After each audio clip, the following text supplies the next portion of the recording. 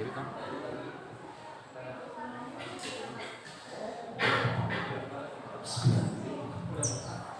Bismillahirrahmanirrahim. Assalamualaikum warahmatullahi wabarakatuh. Waalaikumsalam warahmatullahi wabarakatuh. Alhamdulillah.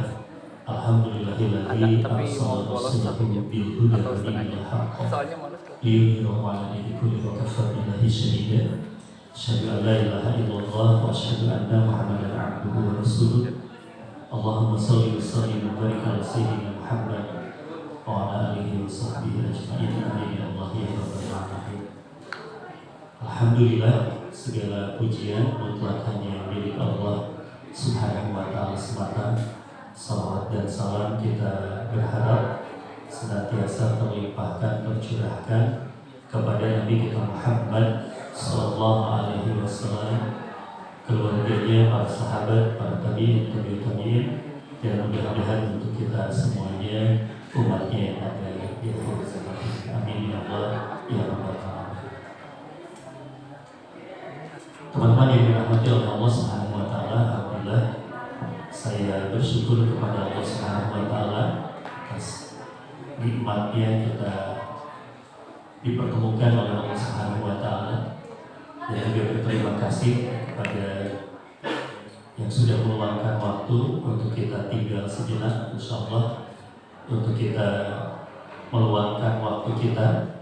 Mudah-mudahan kita niatkan duduk kita menjadi duduk yang bernilai itikaf, bernilai amal soleh kita di hadapan Allah, dan juga kita mudah-mudahan senantiasa terus berdoa kepada Allah. Mudah-mudahan Allah Subhanahu wa ta'ala menambahkan untuk kita ilmu yang bermanfaat. Amin ya Allah ya rabbal alamin. Teman-teman yang dirahmati oleh Allah Subhanahu wa ta'ala, kajian kita insyaallah, kebersamaan kita akan membahas tentang sirah nabawiyah, yang tentu kalau kita membahas sesuatu, tatkala kita ingin membahas sesuatu, kita harus mulai dari urgensinya terlebih dahulu. Kenapa kita perlu untuk membahas kajian ini, perlu mengkaji tentang sejarah Nabi. Ada banyak alasan, di antara yang paling utamanya adalah Allah Subhanahu wa ta'ala menyatakan di dalam Al-Quran. Kata Allah Subhanahu wa ta'ala, "Qul in kuntum tuhibbunallah fattabi'uni." Kata Allah Subhanahu wa ta'ala seperti itu.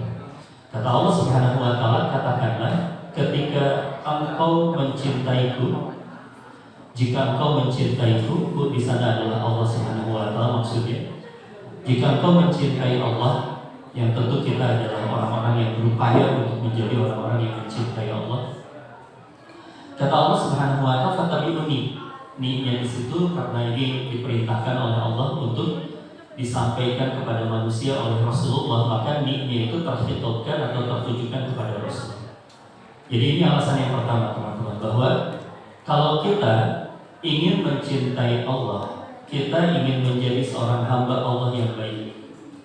Karena kita tahu bahwa wa ma khalaqtul jinna wal insa illa liya'budun. Kita diciptakan oleh Allah ini, tidaklah Allah menciptakan manusia, tidaklah Allah menciptakan jin itu untuk beribadah kepada Allah Subhanahu wa ta'ala. Maka puncak dari penghambaan kita kepada Allah itu sampai kepada mahabbah, sampai kepada cinta.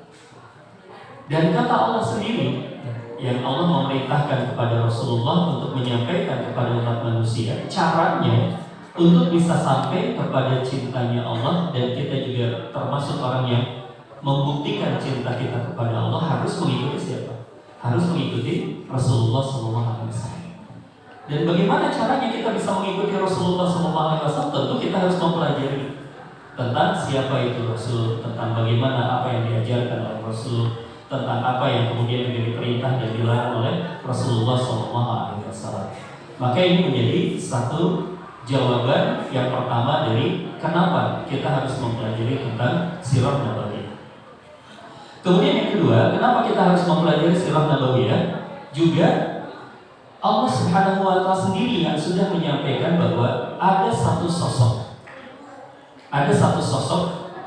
di antara dua sebenarnya. Kalau di dalam Al-Quran Allah menggunakan kalimat ini hanya kepada dua orang. Kalimat tersebut adalah uswatun hasanah. Jadi contoh yang paling mulia, contoh yang paling baik. Yang contoh yang paling baik ini di dalam Al-Quran, Allah Subhanahu Wa Taala mengklaim atau menyatakan hanya kepada 2 orang saja, hanya kepada 2 orang saja. Tidak berarti kemudian nabi-nabi yang lain nantinya tidak kena begitu tentang uswatun hasanah ini. Cuma Allah Subhanahu Wa Taala memfokuskan kepada 2 orang yang disebut dengan uswatun hasanah di dalam Al-Quran itu. Yang pertama adalah Ibrahim, yang kedua adalah Rasulullah SAW. Sehingga kalau kita menemukan Allah Subhanahu Wa Taala sudah menciptakan, sudah mengutus satu contoh yang terbaik, yang contoh terbaiknya itu dimensinya sangat luas. Tatkala bicara tentang kepribadian, maka beliau adalah pribadi yang paling hebat. Tatkala kita bicara tentang bagaimana beliau memimpin keluarga, maka cara beliau memimpin keluarga adalah yang paling bagus. Ketika beliau mengajarkan para sahabat menjadi seorang pendidik, maka beliau adalah contoh yang paling bagus juga. Ketika beliau bermasyarakat, ketika beliau nanti berurusan dengan banyak lapisan dari masyarakat, ketika beliau berinteraksi dengan orang-orang yang lebih senior, ketika beliau berinteraksi dengan orang-orang anak-anak muda, ketika beliau berinteraksi dengan perempuan, ketika beliau berinteraksi dengan anak-anak, ketika beliau berinteraksi dengan para pemimpin negeri-negeri yang lainnya, maka beliau adalah uswatun hasanah. Maka beliau adalah contoh yang paling baik. Dan ini alasan kedua, kenapa kita perlu untuk mempelajari tentang kehidupan Rasulullah. Karena jika kita mengikuti dan jika kita mempelajari, lalu kemudian kita yang mengikuti tentu nantinya mempelajari terlebih dahulu, lalu kemudian setelah mempelajari kita mengikuti, maka kita akan sampai juga kepada kondisi kemuliaan seperti yang pernah terjadi di masa lalu, karena kita sedang mengikuti atau kita sedang belajar kepada yang paling baik. Dan seperti kita tahu bahwa kalau kita menginginkan pembentukan diri kita, tentu kita harus belajarnya dari orang-orang yang paling baik. Dan Rasulullah SAW adalah orang yang paling baik dan langsung diklaimnya oleh Allah. Laqad kana fi Rasulillah uswatun hasanah. Maka Rasul itu menjadi uswah dari semua dimensi. Nah, ini menjadi 2 alasan utama. Banyak sekali alasan-alasan yang lainnya yang sebenarnya bisa kita ikuti ya. Kenapa kita harus mempelajari tentang sejarah Rasulullah, tentang sejarah Nabi Sallallahu Alaihi Wasallam. Nah, insyaallah mudah-mudahan itu bisa menjawab, ya, bisa membangun motivasi kita juga. Kemudian tentu yang berikutnya adalah bagaimana cara kita belajar tentang sejarah Nabi. Bagaimana kita belajar tentang sirah nabawiyah. Ini menjadi sangat penting juga Bapak Ibu teman-teman yang dirahmati oleh Allah. Kenapa ini menjadi sangat penting? Banyak di antara para penuntut ilmu, orang-orang yang mempelajari tentang sirah, di antaranya itu terjebak kepada mempelajari kronologis saja. Apakah itu salah? Tidak salah. Tapi kalau misalnya kita bicara tentang ingin kita mengambil tadi, semangatnya adalah uswah. Semangatnya kita mengambil inspirasi, mengambil semangat untuk kita bisa lakukan, untuk kita bisa ikuti jejak-jejaknya, maka kronologis ini menjadi tidak begitu penting. Meskipun ya kalau kita mempelajari kronologisnya bagus gitu, karena kita nanti akan mengetahui tentang latar belakang peristiwa-peristiwanya itu. Kita bisa menganalisis dengan berbagai hal yang terjadi pada saat itu, tentunya sangat luar biasa.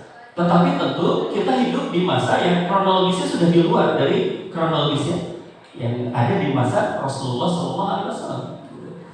Jadi kita mempelajarinya tentu bukan hanya kronologisnya, tetapi kemudian kita mempelajari tentang apa yang bisa kita ambil, pelajaran yang bisa kita ambil di setiap peristiwa yang menyertai kehidupan Rasulullah SAW. Ini caranya yang mudah-mudahan bisa kita lakukan, yaitu kita tidak hanya terfokus kepada kronologisnya, tetapi kemudian juga kita fokus kepada apa yang bisa kita ambil hikmahnya hikmah dari peristiwa-peristiwa yang menyertai di dalam timeline kehidupan Rasulullah SAW tersebut, insyaallah. Lalu kemudian yang ketiga, ini sebagai sebuah awal karena ini awal perjumpaan kita. Yang ketiga, dari mana kita mempelajari tentang sirah nabawiyah ini? Sirah nabawiyah ini tentunya juga banyak para ulama yang sudah menulis tentang hal tersebut. Di antara sumber yang paling utama yang bisa kita rujuk adalah sirah yang ditulis oleh Ibnu Hisham. Beliau kemudian juga banyak menulis tentang sejarah Rasulullah SAW, atau mungkin kita bisa merujuk juga kepada tulisannya dari Ibnu Jauzi. Satu kitab yang ditulis oleh beliau diberi nama kitabnya Al-Wafa. Kalau Al-Wafa ini kalau kita baca di sirahnya Ibnu Jauzi itu lebih banyak mengutip banyak riwayat. Jadi gaya penulisannya mengutip ini riwayat ini dari riwayat ini dari riwayat ini dari riwayat ini.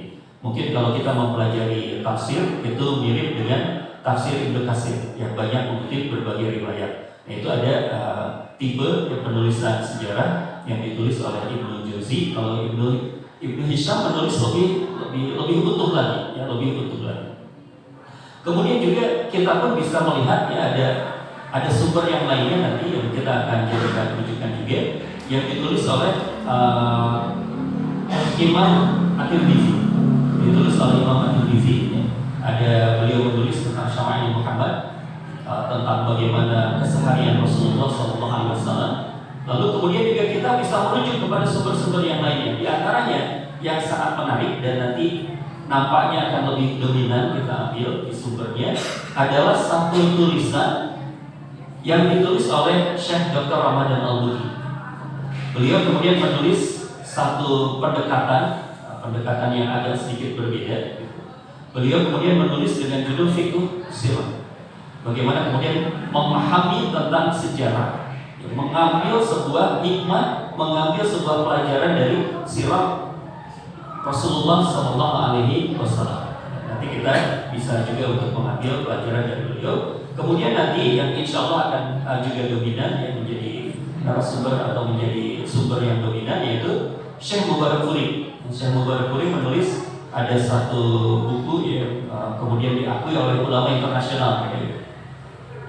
Diakui oleh ulama internasional ya, pernah beliau ini menjuarai penulisan sirah di seluruh dunia ini. Ulama internasional mengadakan sebuah kompetisi penulisan sirah begitu dengan pendekatan kekinian dengan sehingga bisa lebih mudah dipahami begitu. Nah maka kemudian yang menang itu adalah Syekh Mubarak Furi ya. Nah insya Allah itu dari sumber-sumbernya yang bisa kita pelajari dan sumber-sumbernya itu kalau kita melihat meskipun tadi banyak sumber-sumbernya, yang menarik dari sumber-sumber sirah ini semuanya riwayatnya bisa dipertanggungjawabkan.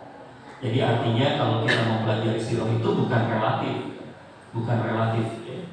bukan seperti misalnya kita mempelajari ini menurut kisah si ini, kisah si itu yang kemudian tidak jelas rujukannya. Jelas insya Allah rujukannya. Meskipun tentu kalau kita bicara tentang rujukan sama seperti kita mempelajari hadis ya. Ada rujukan yang sahih, ada rujukan yang hasan, ada rujukan yang dhaif juga sama. Di dalam sirah pun seperti itu. Makanya kemudian Ibnu Jauzi tadi salah satunya menulis dengan berbagai riwayat ya, dari jalur riwayat itu kemudian beliau memuatkan ini riwayat yang paling kuat seperti ini, kasus ini atau peristiwa ini yang kuatnya seperti itu. Baik, Ibu dan Bapak teman-teman yang dirahmati oleh Allah Subhanahu Wa Taala, sudah kita sampaikan ya beberapa dasarnya ketika kita mempelajari tentang sirah ini. Sekarang mari kita mulai. Bismillahirrahmanirrahim untuk mempelajari sirah ini. Yang kemudian izinkan saya untuk membagi kehidupan Rasulullah SAW itu di dalam beberapa fase biar kita lebih memudahkannya. Beberapa fase. Fasenya kita tidak akan membahas lebih lama di masa sebelum kenabiannya Rasulullah SAW. Cuma itu pun kita masukkan ke dalam satu fase khusus yaitu fase sebelum masa kenabian Rasulullah SAW. Karena ini menjadi sangat penting untuk melihat memotret sebuah kondisi masyarakat sebelum datangnya Rasul. Yang ini berarti nanti kita akan melihat perubahannya seperti apa, strategi perubahan yang dilakukan oleh Rasulullah seperti apa. Tentu kita perlu untuk memotret masyarakat sebelum kedatangan Rasulullah SAW yang terlebih dahulu. Itu fase yang pertama, yaitu fase sebelum datang kenabian, fase sebelum kenabian. Kemudian fase yang kedua adalah fase 3 tahun pertama kenabian. Fase 3 tahun pertama kenabian. Ini menjadi sangat penting juga. Ya kalau kita mempelajari sirah, Bapak Ibu teman-teman yang dirahmati oleh Allah, kita akan menemukan ternyata periode dakwahnya Rasul itu per 3 tahun. Per 3 tahun. Ini menarik per 3 tahun. Mungkin teman-teman akan juga teringat ya kepada kaderisasi dakwah di kampus fasenya berapa tahun gitu. Itu bisa nanti kita cermin di sana ya, ambil cerminnya. Rasulullah ada fase per 3 tahunan membentuk generasi. demokrasi dan melaksanakan sebuah strategi dakwahnya. Di 3 tahun yang pertama itu adalah masa waktu awal Rasulullah SAW menerima wahyu sampai kemudian nanti ada turun perintah untuk dakwah secara terang-terangan. Maka di fase dakwah yang pertama ini, fase dakwahnya kalau sebagian para ahli sejarah itu menyatakan dengan fase dakwah sembunyi-sembunyi. Hanya buat saya tidak begitu nyaman dengan menggunakan fase atau kalimat fase dakwah sembunyi-sembunyi. Saya lebih setuju dengan apa yang digunakan oleh Syekh Dr. Mubarak Furi dengan juga Syekh Ramadan Buti, Dr. Ramadan Buti, yang kemudian mereka ini mengatakan bahwa fase pertama dakwah itu bukan fase sembunyi-sembunyi, cuma fase selektif. Apa yang dimaksud dengan fase selektif itu? Rasulullah SAW nanti menyeleksi siapa yang akan dijadikan sebagai modal dakwah yang pertama. Karena di fase yang pertama ini nanti, fase dakwah yang pertama ini adalah fase pembinaan kader. Yang kemudian nanti hadir ada 60 sahabat utama dari Rasulullah SAW yang dibina di rumahnya Arqam, di Darul Arqam, di rumahnya Arqam. Itu ada 60 sahabat dan itu semuanya orang-orang terpilih. Kalau kita lihat di list namanya itu mewakili semua kaum, mewakili semua suku yang ada di Makkah pada saat itu. Jadi ini jelas menjadikan sebuah landasan bahwa yang dilakukan oleh Rasul bukan dakwah secara sembunyi-sembunyi, tapi dakwah secara selektif untuk membangun fondasi dasar. Lalu nanti masuk ke fase dakwah yang berikutnya. Fase dakwah yang berikutnya yaitu 3 tahun yang kedua. Itu adalah masa dakwah terang-terangan karena diminta oleh Allah Subhanahu wa taala. Selepas terbangunnya generasi pertama dari dakwah, lalu kemudian Rasulullah SAW diminta untuk mengumumkan dakwah. Beliau naik di Bukit Sofa, beliau menyatakan tentang kenabiannya, menyatakan tentang kerasulannya, mengumpulkan beberapa wakil dari kabilah, sampai kemudian pada saat itulah satu orang yang melakukan penentangan pertama terhadap dakwah. Siapa orang ini? Kelak kita kenal orang ini sebagai Abu Lahab. Abu Lahab muncul di 3 tahun di fase dakwah yang kedua ini. Beliau memaki-maki Rasulullah SAW sehingga Allah membelanya dengan turunnya surat Al-Lahab. Lalu kemudian masuk nanti ketiga tahun berikutnya ke fase ketiga dari dakwah, yaitu fase tahun-tahun kesedihan. Fase tahun-tahun kesedihan, masa-masa Rasulullah diboykot, masa-masa kemudian Rasulullah SAW mencari ibu kota dakwah, dilempari di kota Taif, sampai kemudian Isra dan Mi'rajnya Rasulullah SAW. Itu di fase yang ketiga. Lalu kemudian yang berikutnya lagi masuk ke fase yang tidak kalah menentukannya di dalam sejarahnya Rasulullah SAW, yaitu fase hijrah dan fase Madinah. 3 tahun nanti ada fase hijrah, fase Madinah, fase awal-awal dan pembentukan sebuah peradaban baru yang namanya peradaban umat Islam di Madinah. Lalu kemudian juga ada masa perbenturan, ya. Ada perang Badar, ada perang Uhud, ada perang Khandaq, sampai kemudian juga berbenturan dengan Romawi, berbenturan dengan orang-orang yang lainnya, gitu ya. Lalu kemudian juga masa-masa Hudaybiyah dan seterusnya di masa-masa Madinah. Sampai kemudian ujungnya nanti adalah Futuh Mekah, dan selepas Futuh Mekah penaklukan Taif, dan kemudian juga wafatnya Rasulullah SAW. Kurang lebih kronologinya seperti itu fase-fasenya. Baik, sekarang kita mulai dari satu hal yang tidak kalah penting tadi sempat saya sampaikan, yaitu kita coba untuk memotret terlebih dahulu masyarakat ketika Rasulullah SAW ini diutus. Karakter masyarakat yang ada di fase pertama, yaitu di fase sebelum kenabian, yang tentu ini perlu untuk kita baca, karena Bapak dan Ibu, teman-teman yang dirahmati oleh Allah, kalau kita baca karakteristiknya, ini kita senyum-senyum sendiri nanti ya. Kenapa senyum-senyum sendiri? Kok mirip? Gitu ya. Kok mirip karakternya itu? Karakter masyarakat yang kalau dalam bahasa sejarahnya kan disebutnya karakter masyarakat jahiliyah. Masyarakat jahiliyah. Nah, kita coba untuk potret dulu masyarakat Arab, tempat turunnya Rasulullah SAW, kondisi Hijaz di masa sebelum kelahiran Nabi SAW, bahkan jauh sebelum kedatangan Rasulullah SAW. Bapak dan Ibu teman-teman yang dirahmati oleh Allah Subhanahu wa taala, daerah Arab ini itu kan pernah dipimpin oleh seorang nabi. Seorang nabi namanya siapa? Ismail alaihissalam. Sebagai pemimpin Mekah dan menangani Ka'bah selama hidupnya, sampai beliau meninggal di tahun 2000 sebelum Masehi. Ismail meninggal di usia 137 tahun, tentu kemudian Jazirah pada saat itu ya menjadi penganut monoteisme, penganut agama tauhid ini. Lalu kemudian pengelolaan Ka'bah dilanjutkan oleh cucu-cucu beliau, ada Mudhah bin Amr al-Jurhumi, Bani Jurhum ya. Selanjutnya kota Mekah diurus oleh beberapa bani, termasuk nanti ujungnya adalah di Bani Kinanah dan kehadiran orang-orang Quraisy, muncul kaum Quraisy. Jadi ini cukup lama dari Ismail alaihissalam sampai kedatangannya Rasulullah Shallallahu Alaihi Wasallam. Kedatangannya Rasulullah Shallallahu Alaihi Wasallam ini perlu untuk kita ingat-ingat, karena tentu juga nanti ada berbagai pertanyaan ya, berbagai pertanyaan sebelum datangnya Rasulullah itu. Bagaimana kondisinya, kondisi masyarakat yang ada di Jazirah ini? Apakah betul-betul tidak mengenal agama sama sekali atau seperti apa? Nah, kaum Quraisy sendiri, kita coba untuk potret yang dimaksud dengan jahiliyahnya kaum Quraisy itu, sejahiliyahnya itu sejahiliyah apa sih? Ya.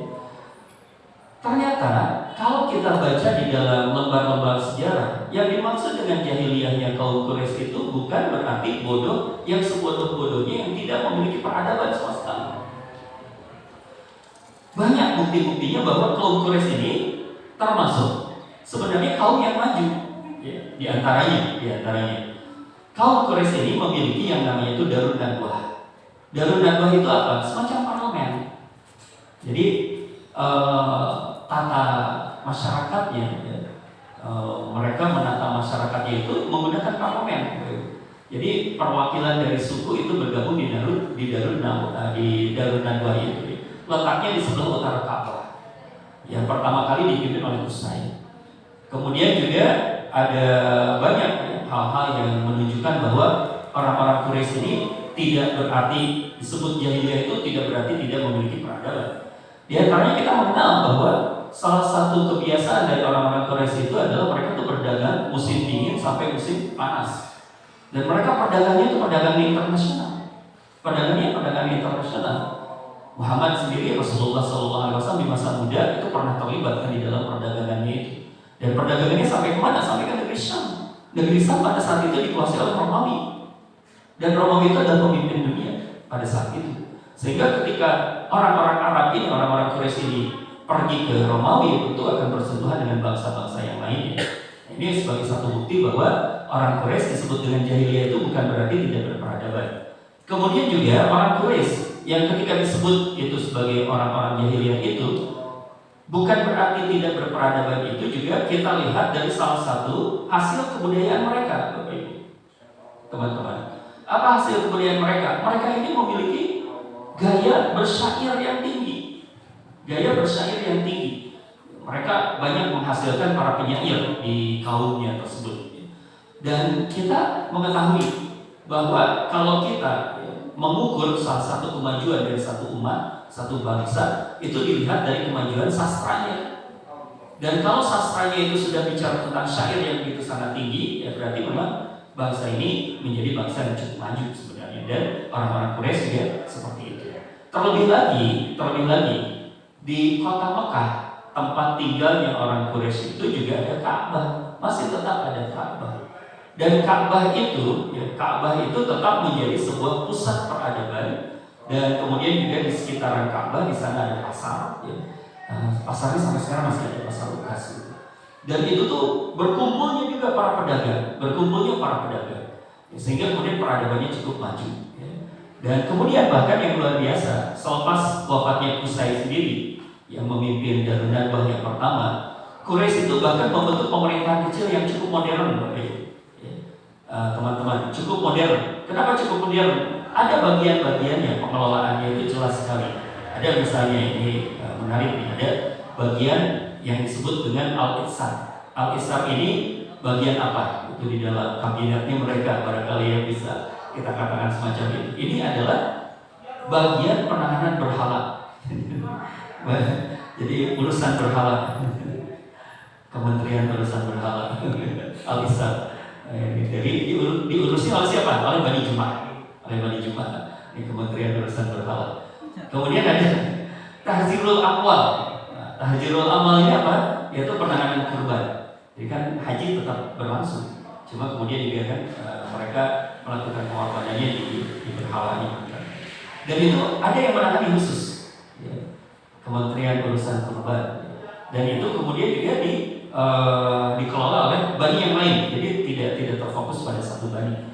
Cukup modern. Bani Jumah tadi urusan berhala, penanganan kurban ini ditangani oleh Bani Sam. Kemudian parlemen itu dipimpin ya, bagian permusyawaratan, bagian parlemen itu oleh Bani Asad. Kemudian juga ada urusan yang lainnya lagi, yaitu bagian yang disebut dengan Al-Asnaq. Al-Asnaq itu apa? Penanganan tebusan atau denda. Jadi mereka kan terikat dengan berbagai perjanjian jahiliyah. Di antaranya kalau ada sesuatu itu ditebus, ada denda dan sebagainya. Itu yang mengurus siapa? Yaitu dari Bani Taim, dari Bani Taim. Kemudian untuk hukum urusan hukum mahkamah, ada Bani Umayyah yang mengurusnya. Kemudian untuk militer ada Bani Makhzum. Nah ini struktur masyarakat Quraisy pada saat itu. Jadi cukup modern sebenarnya masyarakat Quraisy ini. Ada penanganan tersendiri. Ya, bahkan kemudian juga ada duta dan hubungan luar negeri dan itu ditangani oleh Bani Adi. Jadi begini tentang bagaimana struktur masyarakat Quraisy itu sendiri. Jadi kalau secara pemerintahan cukup modern. Tidak lantas kemudian ketika kita berkata bahwa ini masyarakat jahiliyah itu menjadi tidak berperadaban sama sekali, itu semacam zaman kegelapan, zaman batu seperti itu. Tidak seperti itu juga, gitu ya. Cuma nanti persoalannya ada di permasalahan yang lain, yaitu di permasalahan agama dan di sosial. Nah, apa agama bangsa-bangsa Arab pada saat itu? Memang kalau kita lihat mayoritas bangsa Arab pada awalnya itu mengikuti dakwah Nabi Ismail sebagai seorang muwahhid, sebagai seorang muslim. Mulai kacau orang-orang Arab ini ketika kemunculan seorang tokoh. Nama tokohnya adalah Amr bin Luhai. Kita ingat-ingat ya. Tokohnya namanya adalah Amr bin Luhai. Siapa Amr bin Luhai ini? Beliau adalah pemimpin dari Bani Khuza'ah. Seorang yang bijak sebenarnya, seorang yang dihormati. Satu saat Amr bin Luhai ini pergilah dia berjalan-jalan, melakukan perjalanan bisnis, perjalanan segala macamnya ke negeri Syam. Karena negeri Syam ini dikuasai oleh Romawi pada saat itu. Dia melihat di negeri Syam itu ada orang-orang yang menyembah berhala. Ada orang-orang yang menyembah patung.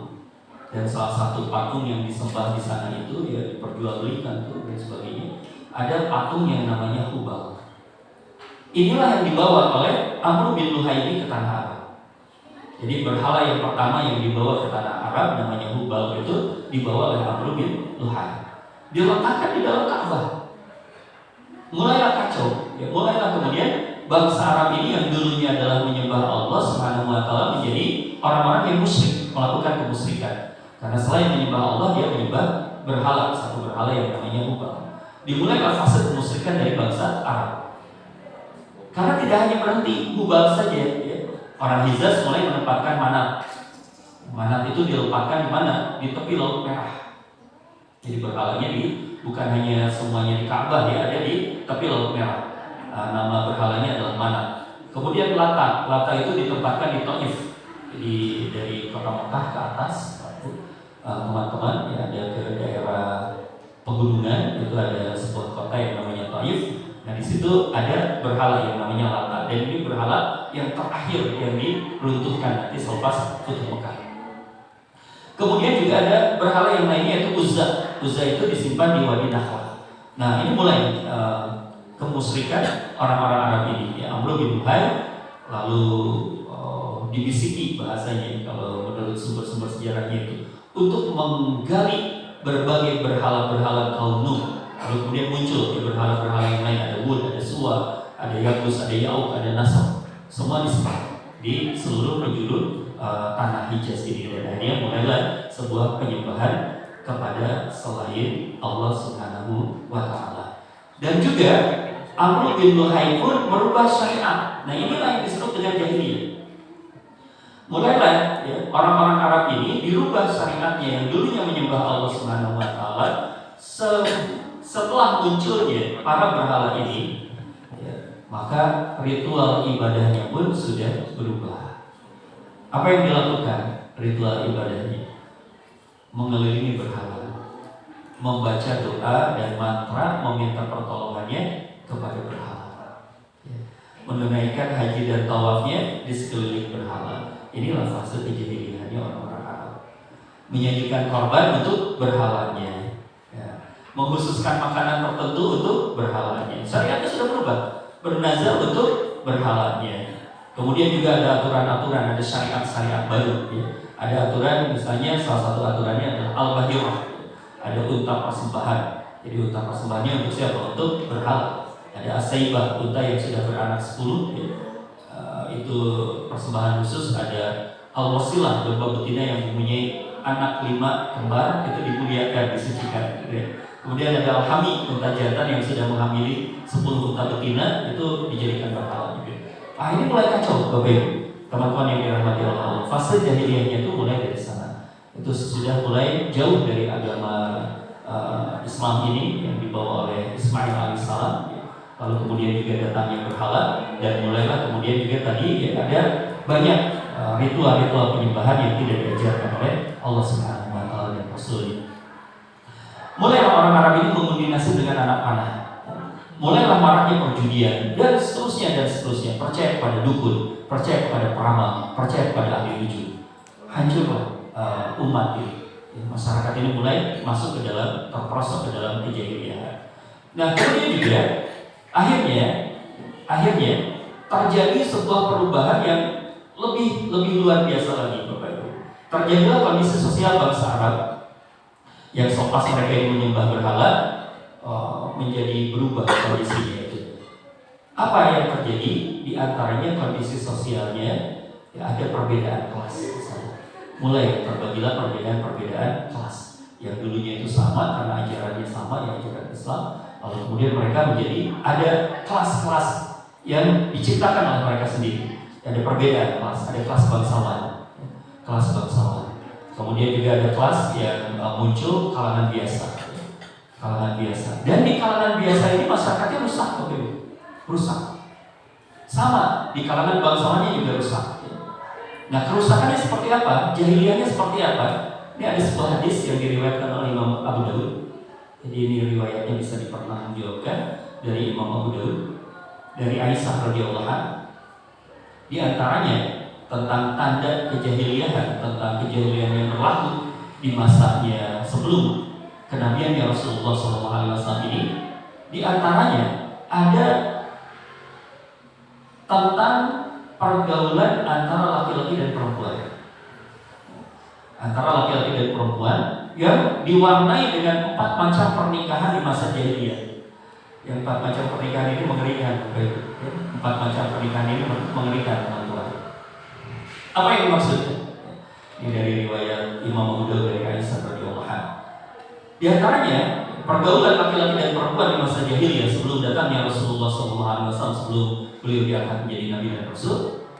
Di antaranya yang pertama adalah pernikahan spontan. Pernikahan spontan itu apa? Itu kalau ada seorang laki-laki tertarik kepada seorang perempuan, tanpa wali pun bisa langsung melakukan pernikahan seperti itu. Hari itu juga, saat itu juga, ya. Dan tidak ada yang lain sebagai walinya. Nah, ini pernikahan yang pertama yang dilakukan di masa jahiliyah. Kemudian juga ada yang ini yang lebih ngeri lagi, yaitu pernikahan yang jenis yang kedua ini, teman-teman ibu dan bapak yang dirahmati oleh Allah, yaitu nikah yang disebut dengan istibla. Jadi seperti apa sih nikah istibla ini? Seorang laki-laki, kan tadi ada perbedaan kelas, ada kalangan bangsawan, ada kelas budak, ada orang-orang miskin katakan. Nah itu terutama dari kalangan budak, pernikahan istibla ini, ya, karena kan hukumnya itu kalau seorang budak nikah lagi dengan seorang budak, maka anaknya itu jadi budak, anaknya juga jadi budak statusnya. Itu di masa jahiliyah. Nah, untuk melepaskan diri dari perbudakan itu, caranya seperti apa? Diutuslah istrinya, dia sudah menikah dengan istrinya itu. Istrinya statusnya budak, dikirimkan si istri yang statusnya budak itu dikirimkan kepada seseorang dari kalangan bangsawan. Jadi akadnya itu berkata kepada istri, temui sebulan dari kalangan bangsawan atau intelek untuk memperbaiki keturunan gitu ya, sampai kemudian nanti hadir seorang anak dan anaknya itu akan keluar dari perbudakan. Seperti itu berapa? Nah, itu pernikahan istri budak ya, luar biasa, mengerikan ya.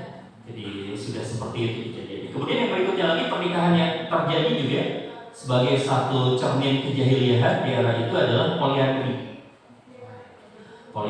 Jadi seorang perempuan suaminya banyak. Sampai kemudian poliandri di masa jahiliyah itu, Pak, Bu, teman-teman yang dirahmati oleh Allah, kalau dia hamil itu diundi siapa nih bapaknya. Muncul si bapaknya sendiri. Maka dia harus menjadi ayah dari sang anak tersebut. Ini poliandri. Kemudian yang keempat, ini yang sangat penting juga ya, yang sangat penting untuk kita ketahui, karena ini nanti akan menjawab sebuah pertanyaan juga ya. Pertanyaan tentang satu isu yang cukup krusial yang sering banyak dipertanyakan, yaitu tentang poligami. Nah, ini yang keempat. Poligami di masa dulu itu adalah poligami tanpa batasan jumlah istri. Itu di zaman jahiliyah itu seperti itu. Bahkan ada seorang sahabat yang kemudian masuk Islam, istrinya 11. Kebayang 11 bisa bikin versi saya 11. Istrinya 11. Maka kemudian nanti syariat poligaminya di Islam itu semangatnya itu bukan penambahan istri, tapi pembatasan. Karena di zaman dulu, di zaman jahiliyahnya, poligami itu tanpa batasan jumlah istri. Islam datang itu membolehkan poligami dengan jumlah maksimal 4. Tapi kalau kita baca ayatnya itu masna sudah 2, 3 atau 4. Tapi kalau itu pun sanggup adil. Kalau tidak sanggup adil, fawahidan 1. Kalau kita baca utuh di dalam ayatnya tersebut, apalagi kalau kita bicara tentang sejarahnya, sehingga kemudian kita jadi paham, oh ternyata ayat poligami di dalam Islam itu semangatnya untuk pembatasan, bukan penambahan. Karena kondisi awalnya adalah poligami tanpa batas. Syariat poligami dalam Islam membatasi maksimalnya 4. Sehingga seorang sahabat tadi yang waktu pas masuk Islam istrinya 11 dipilih, hanya 4 saja yang dipertahankan, yang lainnya diceraikan. Kemudian juga bukan hanya itu yang terjadi, tadi sudah 4, sebenarnya ada juga yang di luar dari pernikahan, yang pelacuran yang sangat luar biasa. Nah, ini kondisi sosial bangsa Arab pada ibu yang dirahmati oleh Allah, teman-teman yang dirahmati oleh Allah Subhanahu wa taala. Ini menjadi sebuah bukti bahwa inilah yang dimaksud dengan kejahilian. Inilah yang dimaksud dengan kejahilian tersebut. Belum lagi kalau kita bicara tentang kondisi ekonominya ya. Kondisi ekonominya mereka, diantaranya karena mereka pedagang, tapi memiliki sifat yang seperti itu. Kalau ada konflik sedikit saja di kalangan mereka, kekayaan tadi itu bisa menyebabkan pecahnya perang. Sampai misalnya ya, di salah satu daerah Jazirah itu kan, yang kelak akan disebut sebagai Madinah itu, di kota Yathrib. Di kota Yathrib itu pernah terjadi perang selama 50 tahun, tidak berhenti. Perangnya itu namanya adalah Perang Bu'as. 50 tahun, luar biasa. Sampai kemudian masuk ke kota Madinah, maka kemudian berdamai dan akhirnya Rasulullah menjadi pemimpin mereka. Jadi kalau kita simpulkan, kenapa sih masyarakat itu disebut sebagai masyarakat jahiliyah? Itu pertama menyebutkan Allah. Yang kedua, mereka tidak hidup sesuai dengan aturan dan keinginannya Allah, karena meninggalkan agamanya Nabi Ismail, agamanya Nabi Ibrahim ini, yang menyebabkan kacaunya seluruh tatanan masyarakat. Nah, inilah yang dihadapi oleh Rasulullah SAW. Inilah yang dihadapi oleh Rasulullah SAW. Sehingga nanti kalau kita membaca strateginya Rasul ya, kenapa kemudian di fase pertama Rasul dakwah tadi secara teratur ya, secara menyasar ke orang-orang tertentu saja. Bagaimana kemudian materi dakwahnya nanti Pak, kita coba untuk perhatikan ya teman-teman, nanti apa sih yang disampaikan, metodologinya seperti apa gitu ya, sehingga kemudian Rasulullah itu sukses merubah kondisi masyarakat yang jahiliyah seperti tadi itu menjadi masyarakat yang luar biasa. Bahkan kan kalau kita lihat saja secara globalnya, masyarakat Arab pada saat itu kan diapit oleh masyarakat Romawi, ya, oleh negara Romawi, diapit juga oleh negara Persia. Tidak dihitung sebagai masyarakat Arab, ya. Dijadikan buffer zone bahasanya kita. Tetapi yang sangat menariknya, ketika mereka ini berhasil, ketika mereka ini disentuh dengan Islam, ketika mereka ini dirubah oleh Rasulullah SAW dengan dakwahnya, dengan tarbiyahnya, dengan pendidikannya, maka kemudian umat Islam ini menggantikan peradaban Romawi dan Persia. Menggantikan peradaban Romawi dan Persia. Ini sejarah tidak bisa berdusta tentang hal itu, Bapak Ibu. Maka kalau misalnya kita sekarang ini membaca misalnya tentang buku-buku orang-orang Barat, ya ada Clash of Civilization misalnya dan sebagainya, ya kita bisa paham. Karena kalau kita nanti berbicara tentang peradaban umat Islam, bayangkan Bapak Ibu, di Andalusia saja kita itu bertahan sekitar 800 tahun di jantungnya Eropa. Nanti itu masyarakat ya ujung atau akarnya itu adalah dari para sahabat yang masih dididik oleh Rasulullah SAW. Di Abbasiyah nanti misalnya, di Abbasiyah itu pernah dibangun Bait Al-Hikmah, pernah dibangun satu pusat peradaban umat di sana. Yang itu di Bait Al-Hikmah itu luar biasa, ilmu itu berkembang sangat luar biasa, Bapak Ibu. Luar biasa umat Islam pada saat itu. Bahkan kemudian para intelektual, para ulama itu sangat dihargai di Bani Abbasiyah. Jadi kalau Bapak menulis jurnal ilmiah atau menulis buku gitu, di zaman dulu itu kalau disetorkan kepada khalifah, karena biasanya disetorkan dulu ke khalifah, ke Bait Al-Hikmah, itu ditimbang. Jadi karya ilmiahnya para ulama pada saat itu misalnya tulisannya itu seberat 2 kg tulisannya. Maka itu dibayar oleh kekhalifahan, dikonversi menjadi emas. Jadi dihargai 2 kg emas. Maka kemudian penelitian sangat berkembang luar biasa, ilmu berkembang sangat luar biasa. Penerjemahan karya-karya ilmiah dari Yunani, Persia, India, Cina itu dilakukan di Bait Al-Hikmah. Nah ini mulanya dari mana? Mulanya dari para sahabat yang dididik oleh Rasulullah SAW sampai kemudian tadi menggantikan peradaban Persia dan Romawi. Baik, kurang lebih seperti itu. Mudah-mudahan ini awal memicu kita. Ternyata luas ya bahasan tentang sirah ini, dan bahkan kita akhirnya akan coba untuk mengambil di bahasanya, saya mohon maaf mungkin tidak begitu tepat juga gitu. Kita bisa membaca tentang peta rise and fall-nya umat, sehingga kalau kita mampu membaca petanya, kita bisa melakukan rekonstruksi. Ini umat sedang ada di mana, apa yang harus dilakukan. Itu dari mana kata kuncinya, itu belajar sendiri. Kita akan bisa memahami tentang apa yang harus kita lakukan. Okay. Terutama juga ya seperti Wallahu a'lam nih Bapak Ibu teman-teman yang dirahmati oleh Allah. Sekarang ini kan kita perlu untuk memperhatikan juga berbagai perkembangan sekarang, termasuk di Bilad Syam. Suriah sekarang sedang terjadi sesuatu di sana. Kemudian juga di Lebanon, Palestina tentu. Kemudian juga di Yordania dan sebagainya. Secara umumnya umat bisa kita petakan gitu, dan bagaimana kemudian kita perlu menyikapinya. Salah satunya kita bisa bercermin dari sejarah. Kurang lebih seperti itu. Barangkali ada yang mau didiskusikan? Ada? Jika ada? Ada? Atau cukup?